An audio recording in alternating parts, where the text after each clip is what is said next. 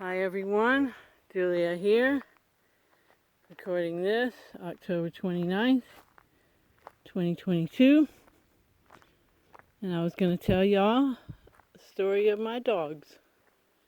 So Biggie, the black and white one here,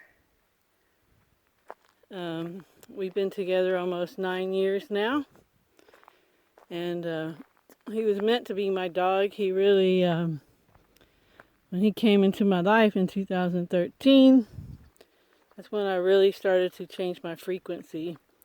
And when one of my alcohol spirits departed my body, and you can look at my alcohol spirits video on this channel to know more about that experience. So yeah, Biggie was definitely sent to me, I think, because the person who adopted him, her name was also Julia, and she was friends with my housemates. And Biggie ended up just being dumped at our house most of the time. And he was very skittish, didn't like anyone, was scared of everyone, but was very aggressive toward them. That's how he acted with his fears. He would bark at people, so he wasn't a real popular dog. And he wouldn't have anything to do with me, even though we lived in the same house.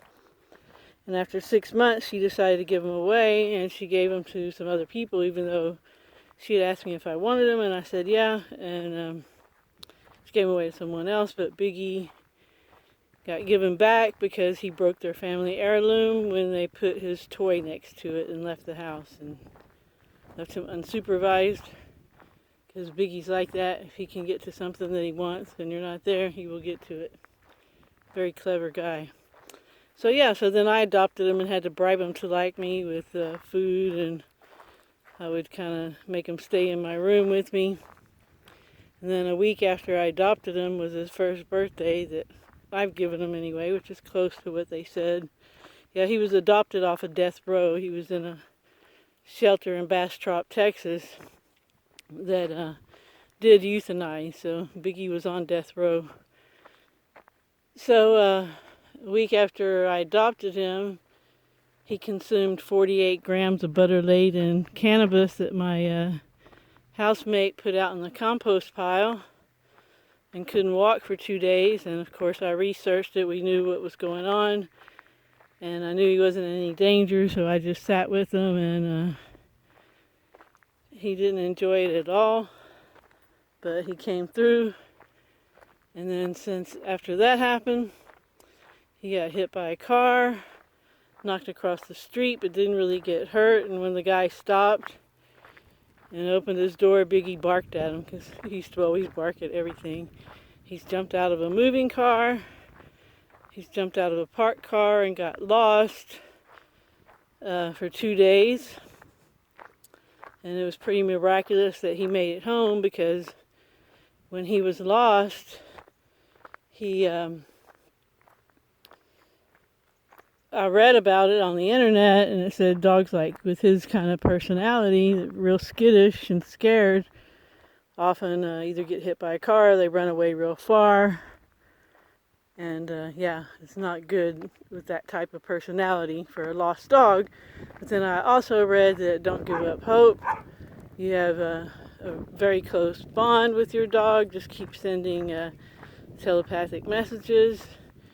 Don't give up hope. So of course I followed that guidance, and lo and behold, Biggie shows up at the front door of the house one morning, like probably 4 in the morning, and he was in bad shape. He was hungry and thirsty, and his feet were covered in blisters. He couldn't walk for a couple of days.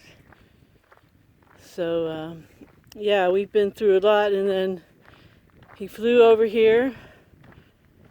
We actually came in Portugal, and then we lived in Spain for 3.5 years.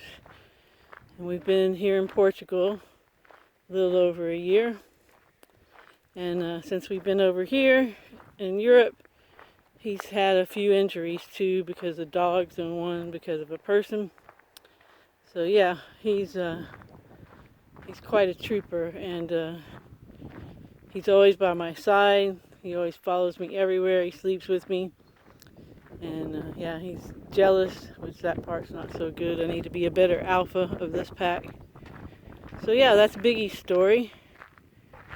And then Cosmo, the brown and white one, who's not neutered.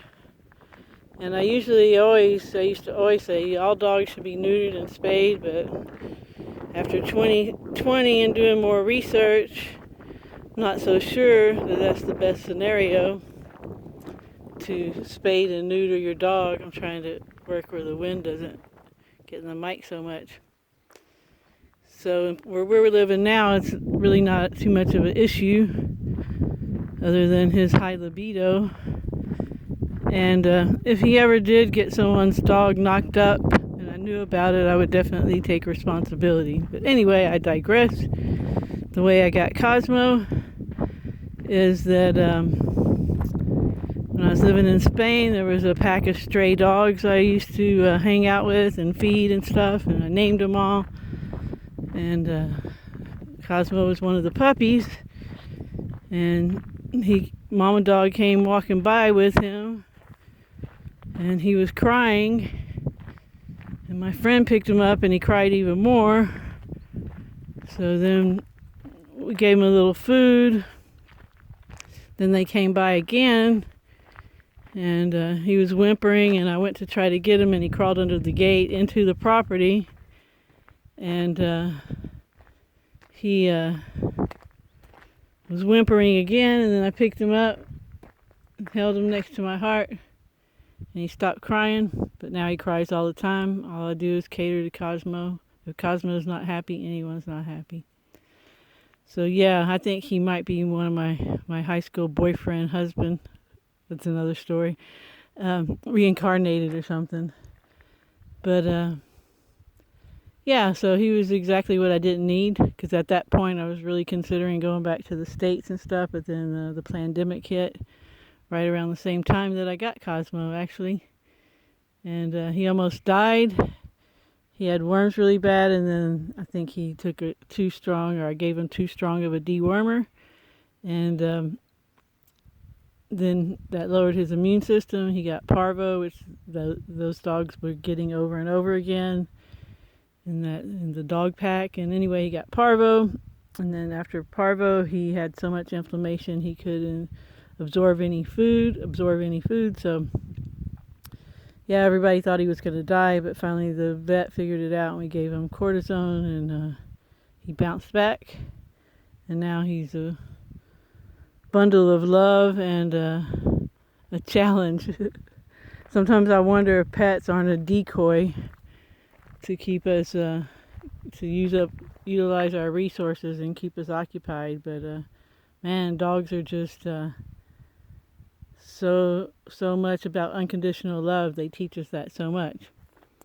And then the other thing I was going to mention is this channel is offering memberships now, and they really don't get you any perks. It's just in case you want to support this channel. And what I'll do with any money I raise, other than try to feed these dogs quality food, which I don't mind making for them, but that's another trick, is they really should eat raw. And I don't like handling meat at all. But I want to work on getting this place sorted. And you can see here that this is a building I'm going to have fixed up in a couple of weeks so people can stay in it. And make this into a fruit forest, and put other gardens here too, but mainly a fruit forest, because that gives to the land as well as to everybody else too. And the herbs, of course, too. Herbs, fruits, and vegetables, and grow a lot of stuff here. And make it to where if people want to come here and they don't have a way to earn money initially, that they can still eat, because right now you couldn't eat off the land. I guess you could if you're resourceful and you don't eat a lot. But yeah, just get it to where it's accommodating. And there are a lot of people like me. In August, I'll start getting my Social Security, I'll feel rich then.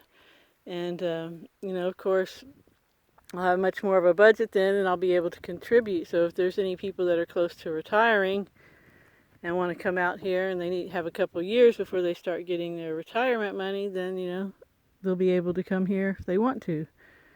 And yeah, if you don't want to be in the Patrix, and or what is Eugene call it, the simulatrix, and just be stuck in that whole 9 to 5, worry about the rent protocol, and you want to get into an intentional community, well, here's an option in Portugal. And just because it's only a plane ride away from everybody, and some people not even that far. So, yeah, and so there are memberships now on the channel, and Per Eric, I don't know how to say your name. He was already joined up. He's a very generous person. He's made another donation to the channel, and so I appreciate anybody that wants to do that. And yeah, I'm very frugal, and I don't save money. I always pay it forward. It's currency. It needs to stay moving. So yeah, we could get a lot of trees. I think like with if you get 1-year-old trees and with a lot of fruit trees, they'll produce within a year. And here comes Cosmo. He's really amorous these days. He's looking for a woman dog. And yeah, he's the puppy that whines all the time. And he still whines. All right, everyone. Thanks for listening.